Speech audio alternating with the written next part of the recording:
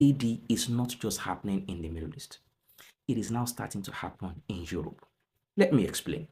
You see, the A2/AD that happened to America from the hands of Iran, in the Middle East, particularly in the Persian Gulf countries, happened due to military pressure, missiles, drones, all the sorts.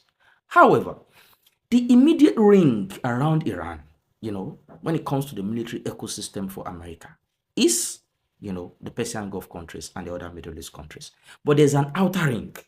That outer ring is largely Europe. And then the outermost ring, the farthest ring, is largely, the continental US itself. Now, as part of the outer ring, you have Diego Garcia.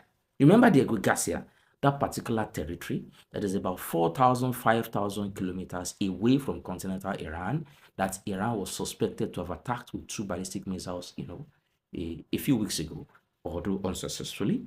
That is part of the so-called European, ecosystem, the outer ring as against the innermost Persian Gulf versus Middle East, inner ring. You also have a military bases, actually NATO military bases in countries like the UK, in countries like Germany, in countries like France, in countries like Italy, and other, European countries like that. So the moment Iran started pressuring America out of the inner ring, America moved to the next best thing, the outer ring. However, A2/AD, anti-access/ADA denial, is now starting to happen in the European countries too.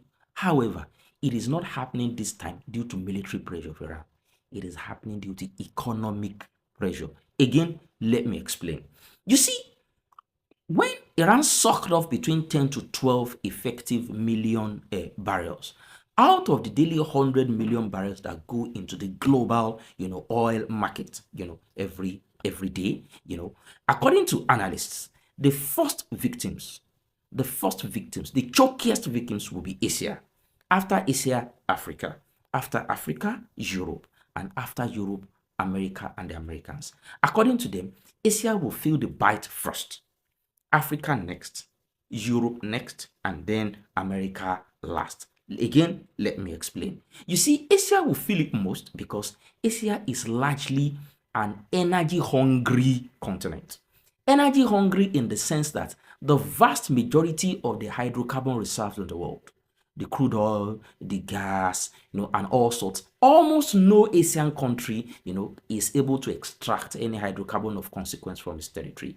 That means that they will continue to depend, on other countries of the world who are hydrocarbon rich for